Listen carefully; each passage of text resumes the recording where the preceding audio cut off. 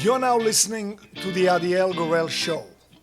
Each episode, I'll bring you the latest news from my discussions with top health and wellness experts so that you can bring yourself into better health. Today, on the Adiel Gorel Show. Decision making, it's an energy drainer. So why people don't, I could tell stories and stories, but the reason when I talk to people like, why aren't you? And then this was a businessman also, he said, in my everyday business life, I make so many decisions and then I come home and need to declutter and again make decisions. I'm so tired of it. I don't want to make decisions, so.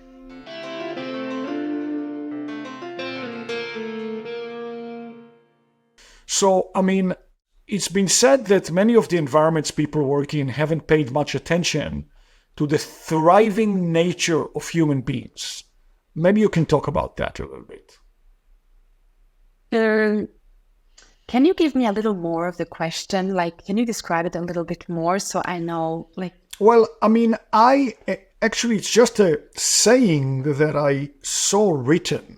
So I thought maybe it will, connect to something. But I guess the thriving nature of human beings, to me, it would mean that human beings keep growing and evolving. You kind of touched on it before, that we talk about our future selves. So maybe that's what they mean when they say that. Yeah, and it's also what I mentioned before is that we start to be, everything is so fast. Everything is developing very fast.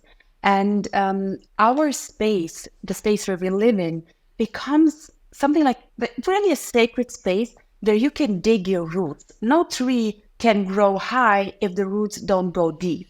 So when you connect to the space, and this is also what I really see with Feng Shui, is giving us the possibility to really dig our roots deep through the connection to our space, through Feng Shui in our spaces, so that we can really, even in the world, which is moving very, very fast, when we return home, you come home into an oasis where you can rejuvenate, where you can be yourself, where you can power up your batteries again to go out. So this is where I believe that Feng Shui is really getting more important because, Adiel, I can say in Germany, in the last 20 years, the topics around mindfulness, about the consciousness, body and soul, and all these things, they have risen immensely. So there's so many pillars. You also maybe know about Chinese medicine, right? So the Chinese medicine, also the Ayurvedic medicine, you have body, mind, and soul and space. They have 4 pillars. So what we have in the West, what we have implemented is body, mind, and soul. But what we haven't is the space. And in Chinese, this is my Feng Shui master, he always talked about it. If the Chinese doctor, the traditional Chinese medicine doctor gets a patient and the patient keeps coming back with the same issue, they send them home with a Feng Shui consultant. Mm-hmm. So what piece of your home is causing this problem? It's not about fixing the body. It's also looking at the root. Well, a very common, analogy that I can use in relation to this is, let's say somebody's traveling and they just flew into town and they go to their, the hotel room. So let's take 2 possibilities. One is the usual one. You get to your hotel room, it's all made up, it's very neat, it's very clean. And in a way, subconsciously at least, you feel, I have a safe and nice space and I had a long trip, this is nice. Now, let's pretend for a second that you got to the hotel before the check-in time. And you said, no, I'm sorry, I have a meeting, I gotta go into my room. And they, but it hasn't been made up yet. He said, it's okay. I'll just put my luggage and spend some time. Well, so then you go into the room and what you find is a big mess. I believe you're not going to feel the same way. Right. Yeah. So I'm thinking about I've used Feng Shui consultants in my history. Every time I either bought a home and moved in, or even rented a home, I actually brought a Feng Shui consultant, and I understand there are many branches and many shades of this knowledge. But here is one that I got from him when I moved to a house north of San Francisco. And it was a beautiful house with a beautiful view, but the consultant said that in his branch of looking at Feng Shui like this, he looks at the whole house as a perfect rectangle. And according to each part of the rectangle represents something.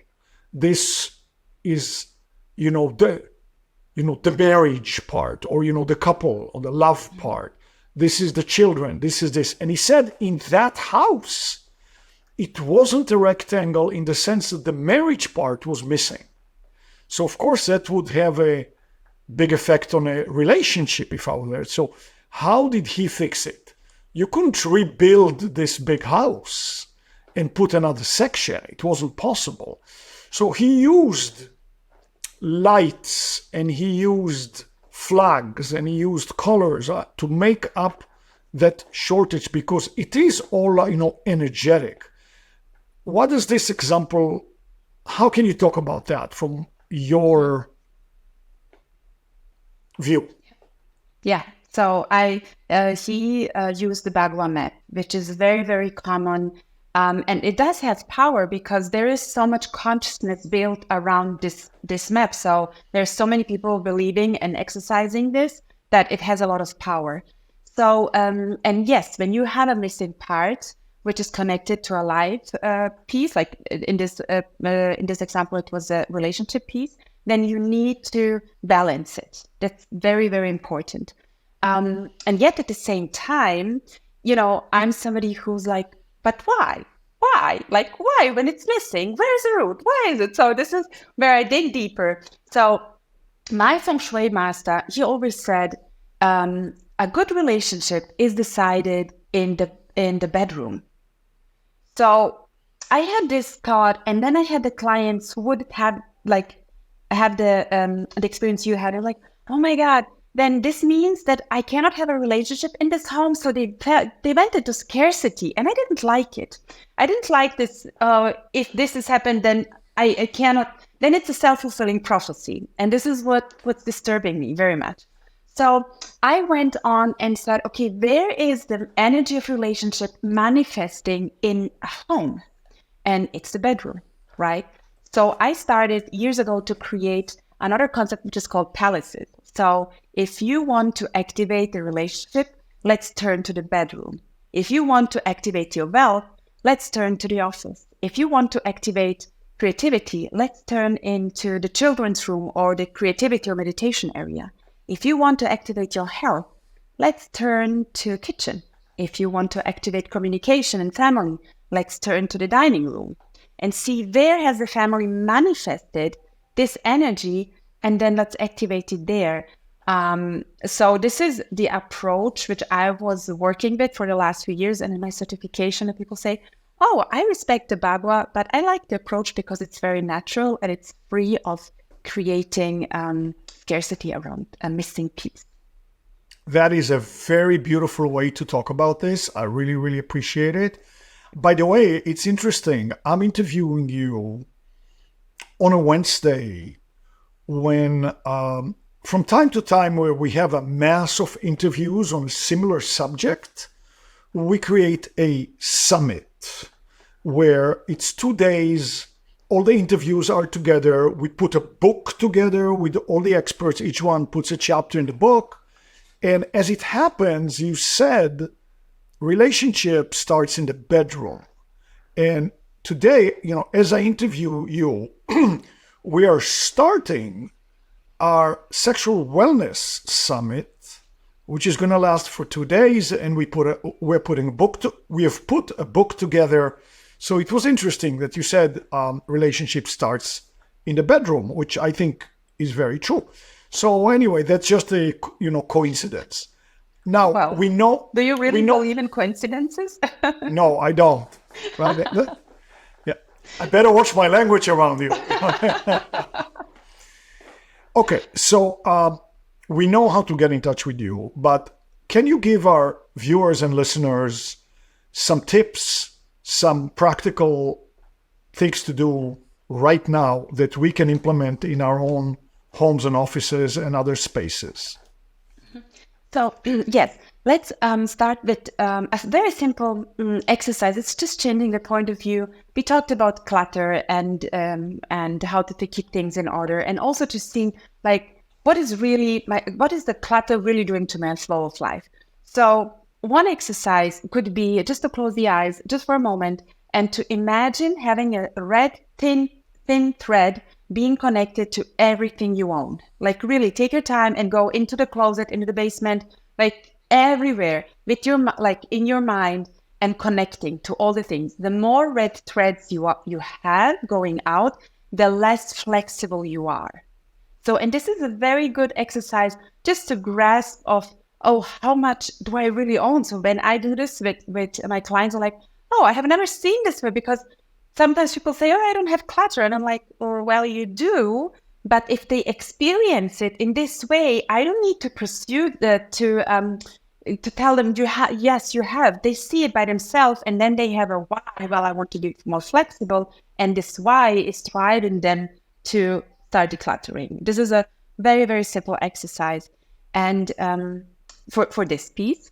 And another one is, well, as I said, Feng Shui can be very complicated. And I don't want to leave the listeners with, in Germany, we say with a knot in the brain, when you're like, okay, I hear what she's talking, but I have no idea how to apply it. So why not start to establish a connection, a relationship with your office or with your home? And this can be like, in my office, when I'm talking to a new client and the client is coming in, then I go into my office and say, hey, my dear office, we are welcoming this client today. Let's create a beautiful energy so that he or she feels welcomed, and let's create a space where you can expand it. Like, you know, we set the frame of energy as we ask the space to support us in what we are doing. For my home, for example, now it's the holiday season. When we leave, I tell my home, we will be back. Don't worry. We are gone for 4 weeks, 6 weeks, whatever. Take care. So when you start having those conversations, you feel energy coming back to you. You feel, and then through this, you start noticing how the chi is flowing. You start, being more sensitive of, oh, I'm sitting with my back to the door and now it's bothering me. I need to turn around. So activating this intuition through these simple exercises is going to help you more doing intuitive Feng Shui than me sharing now some rules which may or may not be applicable to your home or office. It reminds me, once again, car talk, that somebody once said, if you love your car, it's going to love you back.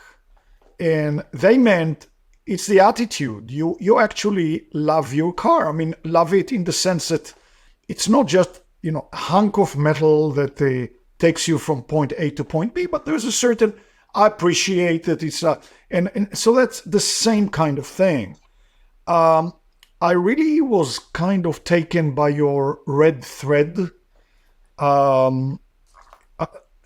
tip, because I think a very good exercise, maybe for me, is to say, okay, what happens if circumstances are such that I need to absolutely leave my home and go live for 5 years in another country, in another city?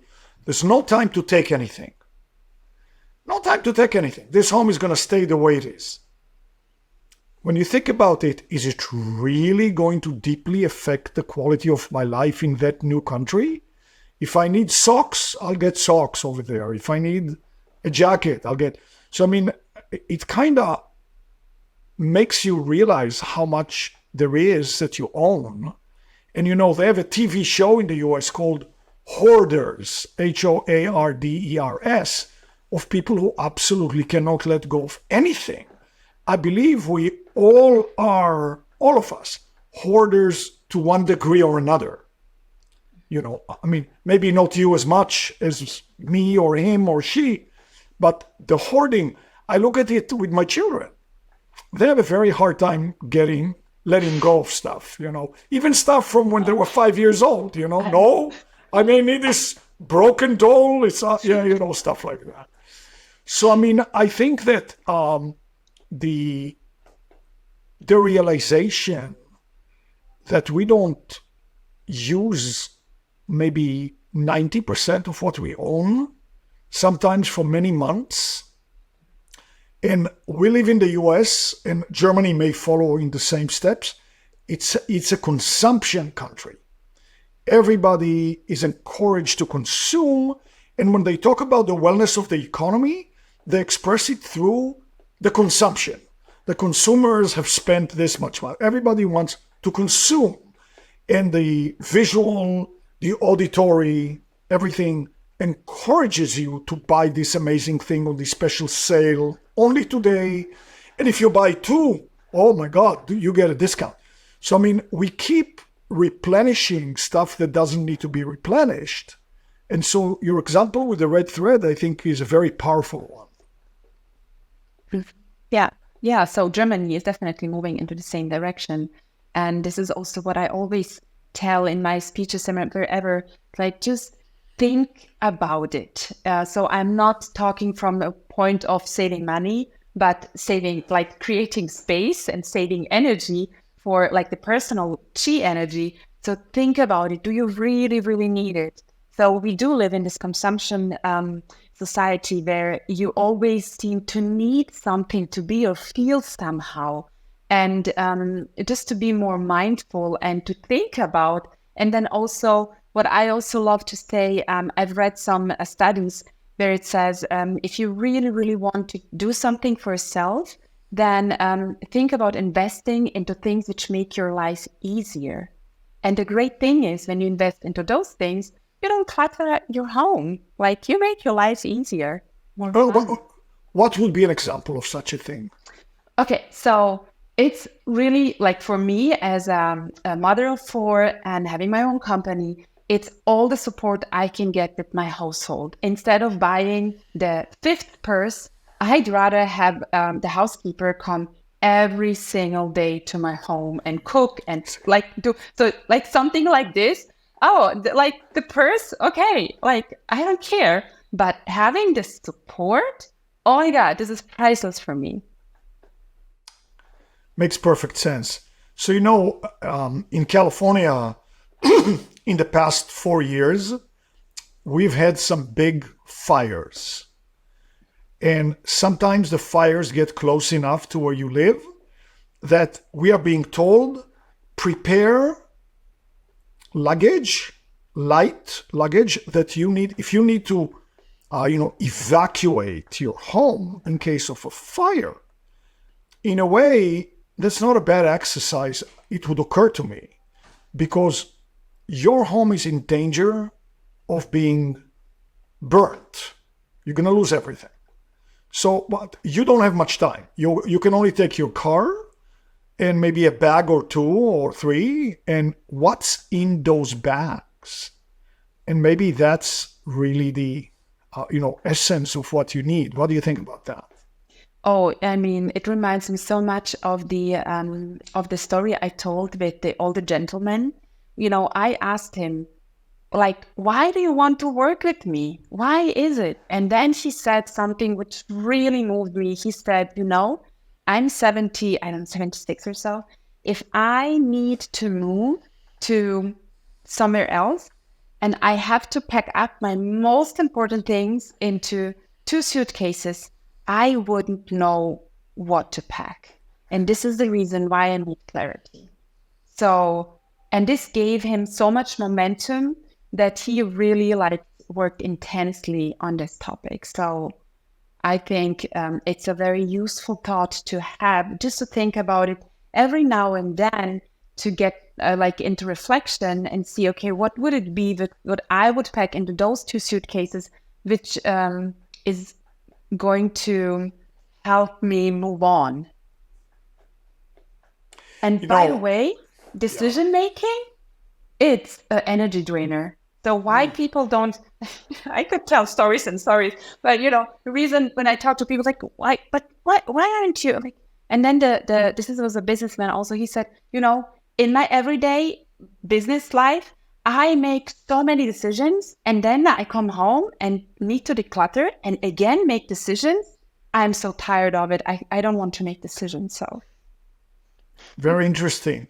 But I think just like when we go to the gym, we lift a certain weight, then we get stronger, we can lift a bigger weight.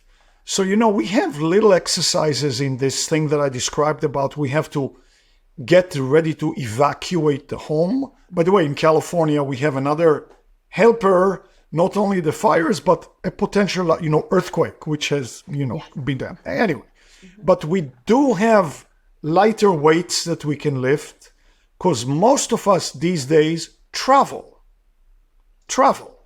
You go on vacation. You, in your examples, mentioned, you tell your house, we're going to be back in a month. Well, I already learned you guys are going on a 1-month vacation. So already that's a mini version of that. What do you pack for a 1-month vacation?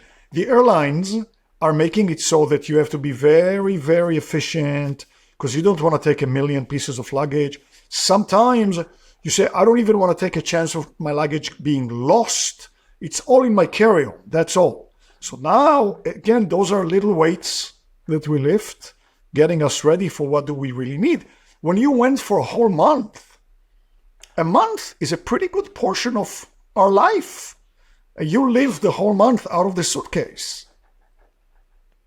Yeah, we are 6 and we have a dog and the car is big, but it's not so big, right? So what I have like my experience is that with the kids, everybody packs just like the most important things. And the things I can take are always shrinking and shrinking. And now we have the dog, which means 1 suitcase less. But and then, the interesting thing is you realize, especially in the summertime, you don't really need so much. You're in vacation. I'm not wearing any business clothes. So it's just keep it simple, stay alive, enjoy. And if you really, really, really need something, well, then I can buy it. But usually I don't because I don't really need it. Right. When you need to evacuate your home and you have a car with a trunk, you have a little more leeway to take the business clothes or at least the more. Oh, just like you said, if you didn't, well, you're going to have to get some business clothes. It's not the most important thing in life. But I mean, all those are very useful exercises because I suspect most people, at least in the US and very likely in the whole world, 80%. 90% of what they own is not really necessary. Mm-hmm. Absolutely. So again, we go back to mindfulness, right? Just think a moment longer. And it's not only, as I said, to save money or save the environment. It's more about you buy it and then you will need to have time to declutter the stuff you have bought. So it's not only it costs you money, it stops or it slows down the life force energy, the flow in Feng Shui. And then you need to take time out of your busy day to declutter. So there is more to it. Yeah. And I mean, to go a little more in the spiritual direction, people lived under tyrants. People lived under wars and oppression.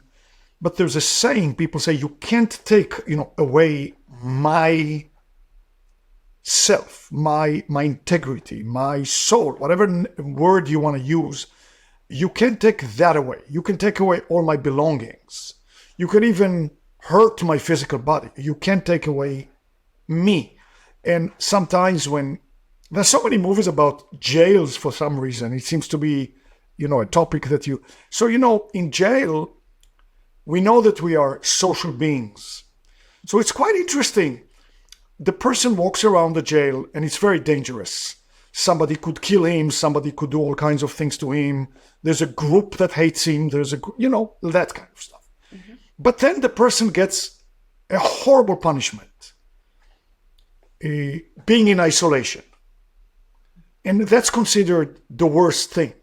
And in a way, you sometimes ask, well, if it's so dangerous being out there, maybe it's not such but it is a punishment, apparently, because we need it.